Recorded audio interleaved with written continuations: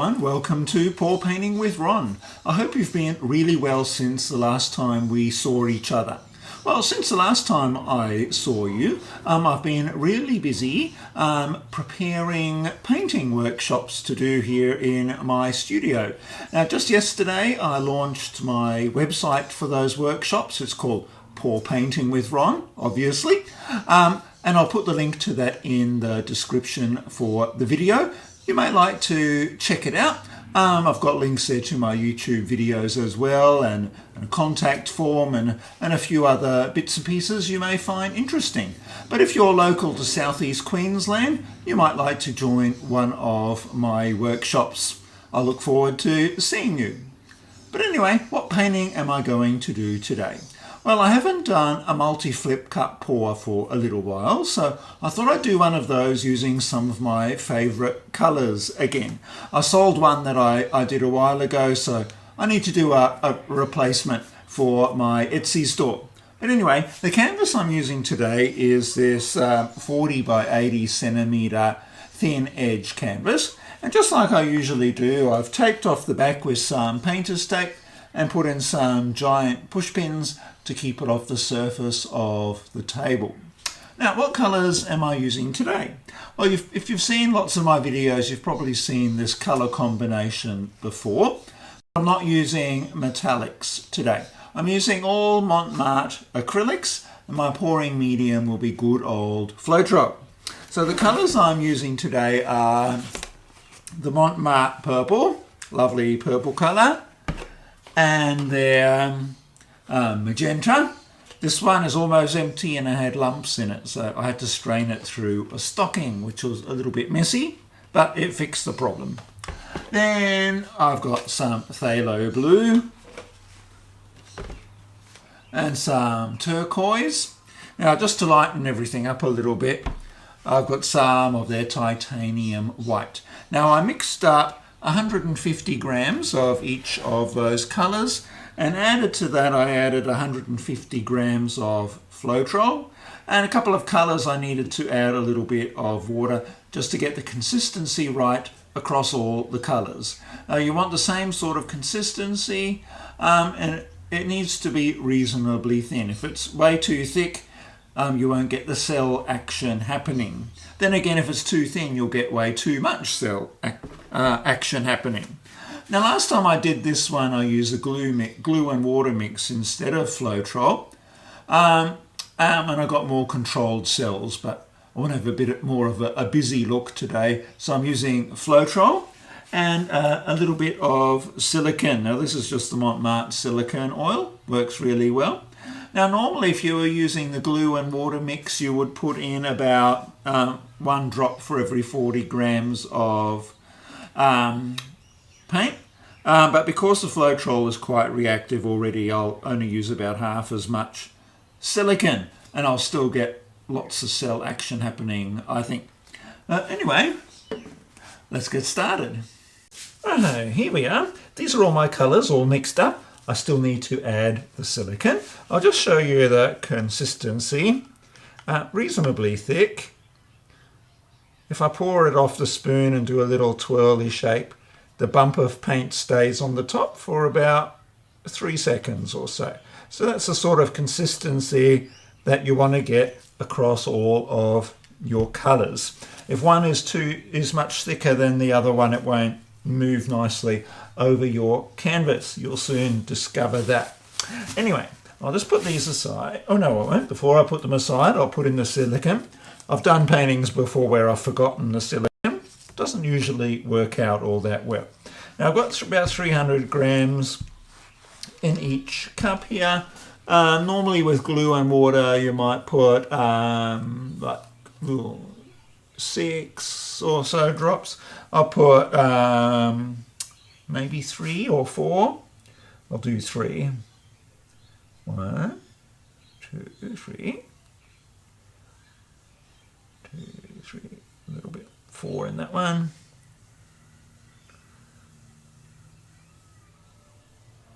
Bit more blue there, so I'll put 4 in that one. A little bit goes a long way. I'm not putting any in the white. You can if you want to, but you might just end up with some white cells. Silicone isn't the only thing that gives cells density of the paint too. If you have a heavier density paint on top of a lower density paint, it'll sink down and create cells. Sometimes different brands of paint together make cells, or if you use metallics, they can also create cells if you use metallics with your other paints. Even Floetrol has got like a wood conditioning oil in there that can generate cells as well. That's why I don't use as much when I use the Floetrol instead of the glue. I like Floetrol because it seems to flow a bit better than the glue and doesn't hold air bubbles as much as the glue mix does. I always have a lot of problems with air bubbles whenever I use the glue and water mix. So you want to mix it in reasonably well. You don't want big huge blobs of silicone in your paint, but you don't want to over mix it either, because then the blobs of silicone are really tiny and you just get lots of teeny weeny little cells in your painting. So I do have as much magenta as the other colours, it's just a bigger cup. Need to buy some more. As I said, I've almost run out, and the stuff I've got left is full of lumps. The phthalo blue, it is reasonably light when it's wet, but it does darken up when the painting dries. But using the white in the painting should lighten up that blue in places as well, so we won't get all dark blue and really dark purple. We'll get lighter blue and purple as well.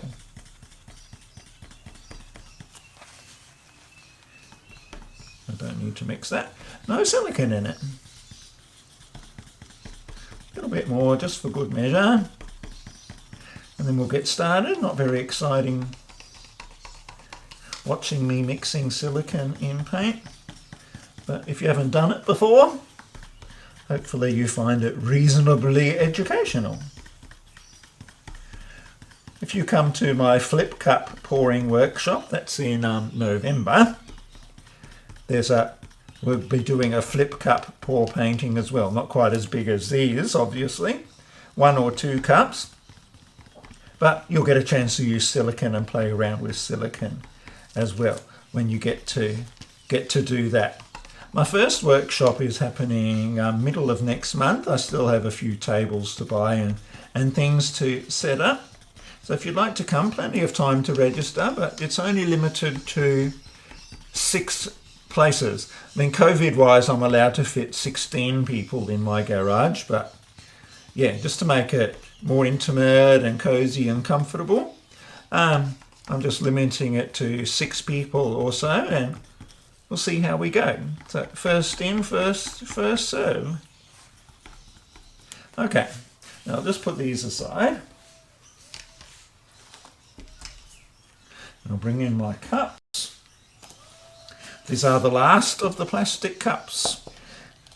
In the state of Queensland, they've banned single-use plastic items now. You can't buy these cups anymore. So I tend to wash them out and use them over and over again.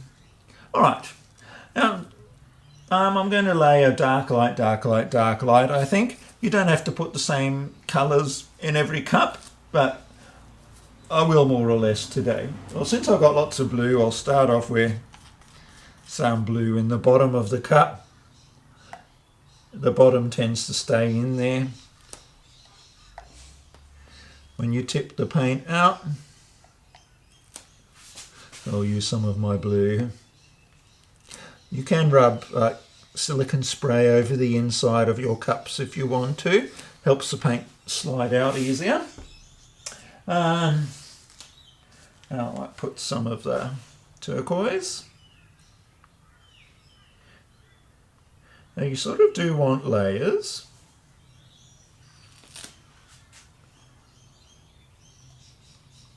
So I just drizzle it in slowly. And you know, if your paint is too thin, if it just sinks underneath the last colour you put in.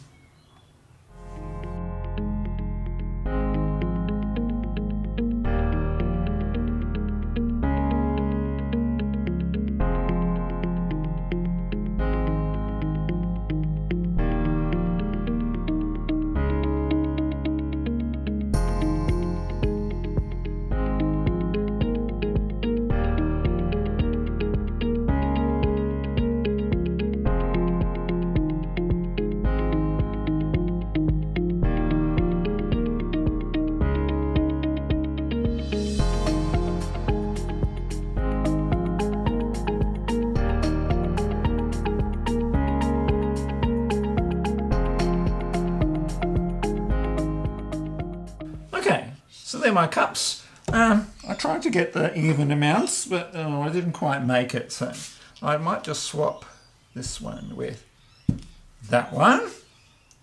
Okay, and I finished off with like purple in these and blue in the other three, just to give a different look to the top of my painting, because the colours you put at the top tend to be the ones you see the most when you flip and drag. All right, now just put these aside, and I'll bring in my canvas. I'll just check to see you can see it.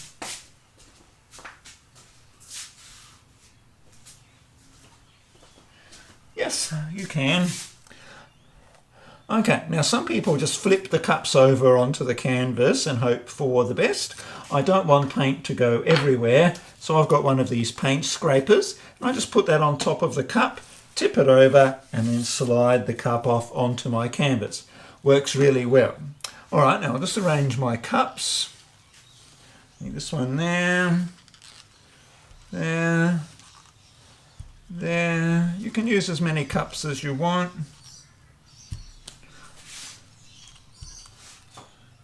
That's about right, I think. I'll do the one in the middle first. So you can see, put it on, flip, and then slide it onto your canvas, and you have no mess. Okay, then this one. Now flipping it over, because my cups aren't full, flipping it over does mix the paint in my cup.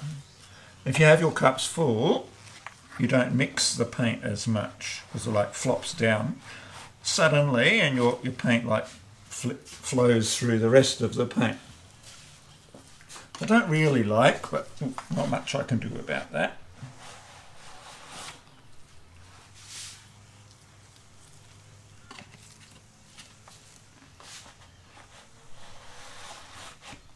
Okay.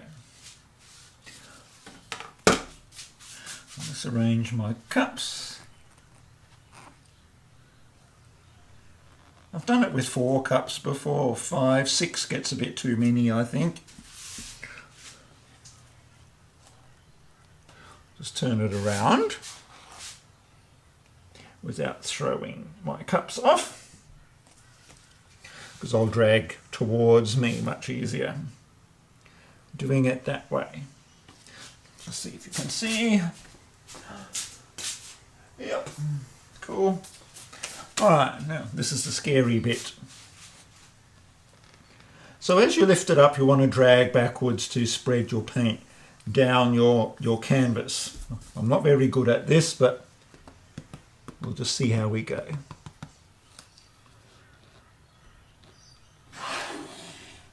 Oh, not too bad. I'll just do the corners, because they're often the hardest to cover with paint.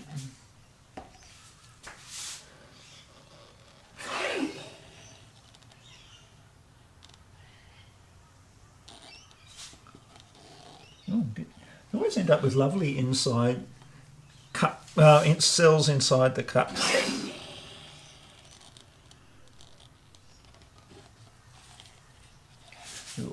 Quite a bit left in that one.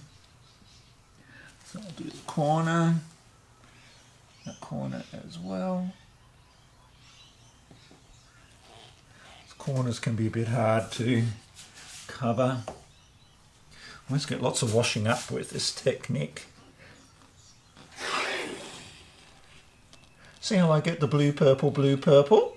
So whatever colour you had left, you finish off with, is the one that comes onto the surface of your painting. I'm only dribbling bits here to help it slide. It'll get pushed off. Oh, I've got some magenta in that one.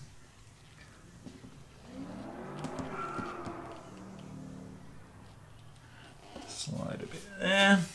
Now, because I've used Floetrol, I'm going to get lots of cell action. Ugh, messy, messy, messy, messy. Now I'll stretch a little bit first, and then I'll blowtorch it and then finish stretching. Now all my paint is down this end, so I'll do this end first.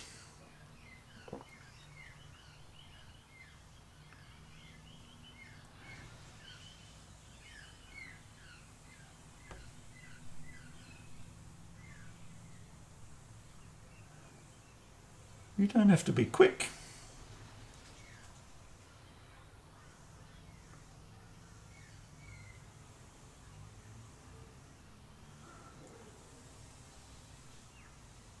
I don't want to lose too much paint to begin with.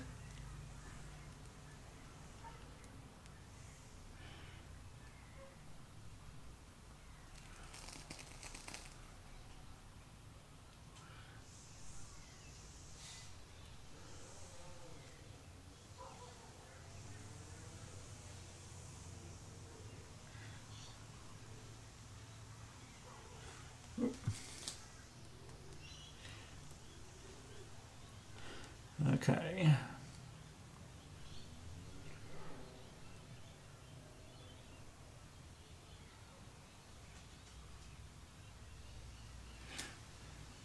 Now my paintings tend to be very wild looking, which I quite like.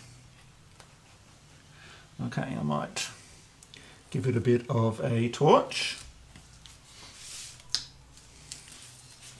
Pop some air bubbles.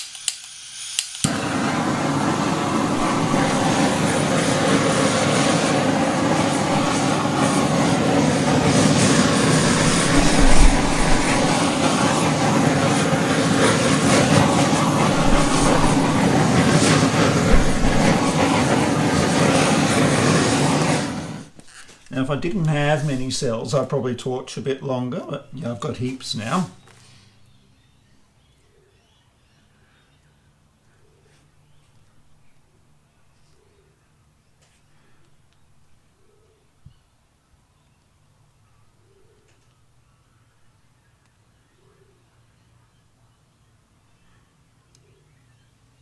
Oh.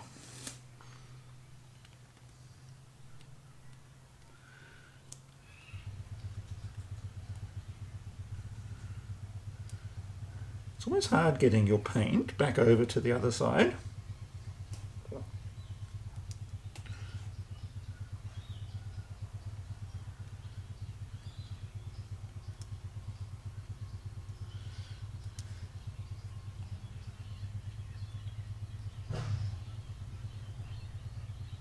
Here we go. And then that corner, as you can tell, very messy. Now I'll just straighten up the bottom and then tip off the bottom to get rid of all those squished up cells.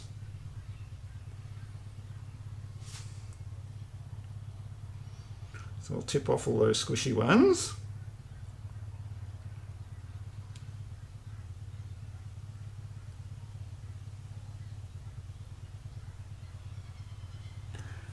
Oh, and then I'll just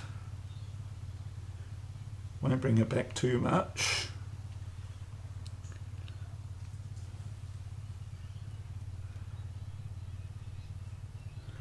Just play with my composition a bit.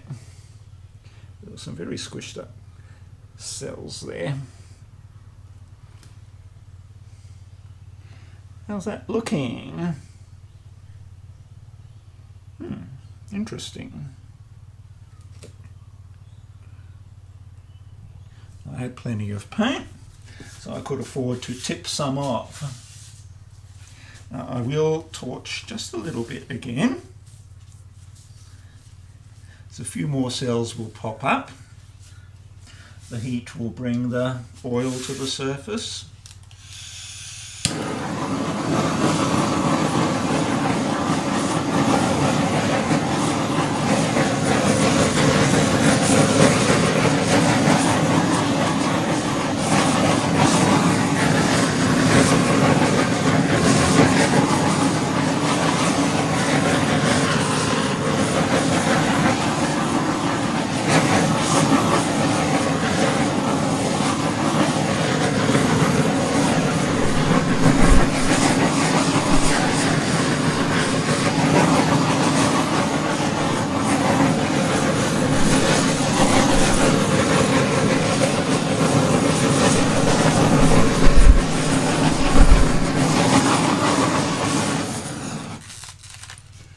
Cool. As you can see, busy. Now the cells will continue to develop for a little while. Let's have a look.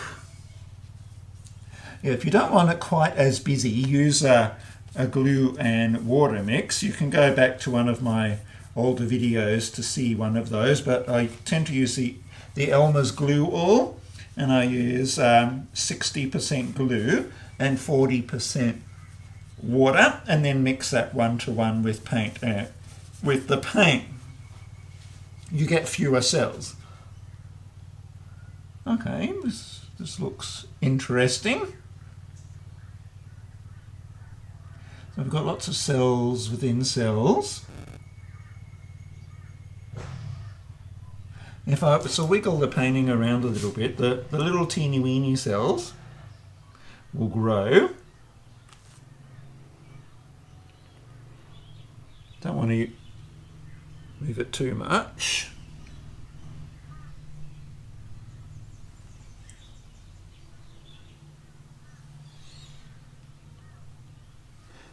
Just backwards and forwards a bit.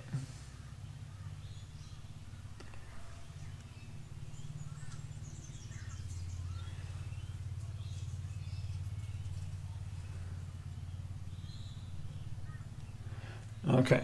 No, I won't play with it anymore.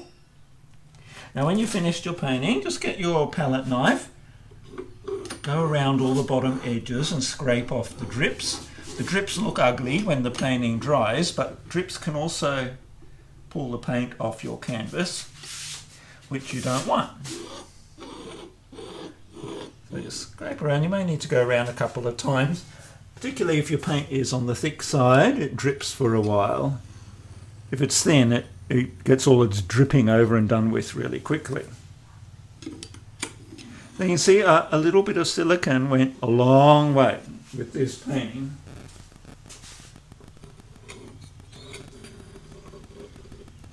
Now some people don't like it as busy as I do. You can play around with the amount of silicone you use and the thickness or thinness of your paint. The pouring medium, they all affect how your painting turns out. Okay, so this is the painting. Hopefully you can see it. I've got the camera way above my head. I should really get a chair to stand on so I know what I'm looking at. Anyway, we'll bring you in close. So you can see all these interesting cells that have developed in the painting. Here we've got cells within cells and rings around them, multicolored rings. Some of the tiny ones are just really beautiful, like that one there is just really lovely.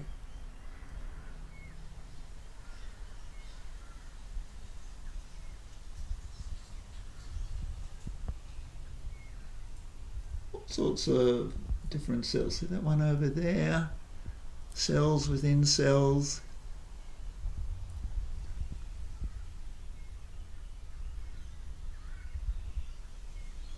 Down here, some very Very interesting ones.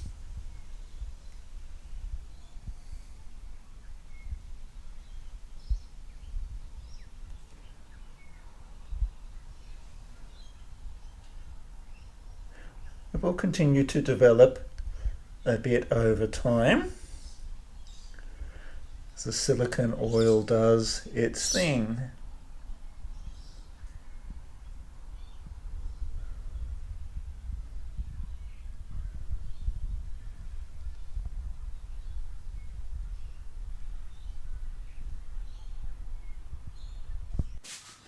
So what did you think of that one? I think it turned out really well. I sort of like the really busy look. If you don't like the busy look, well, use less silicone and perhaps a thicker mix, and use a glue and water mix rather than the Floetrol, and you'll get a more controlled looking finish to your painting. But I like how this turned out, and it should dry really well. Well, we've come to the end of another video, I'm afraid, so we need to say goodbye. But before you go, if you enjoyed what you saw today, please take a moment to press the like button. Helps my content get found on YouTube land. And if you'd like to see more of my content, please take a moment to subscribe. Well, I hope you have a really good week ahead, and I look forward to seeing you again next time. In the meantime, happy painting.